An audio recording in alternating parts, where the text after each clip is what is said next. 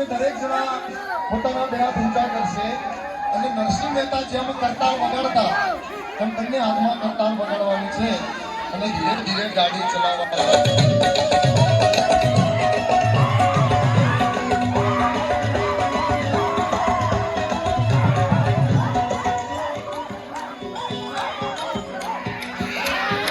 સરકારી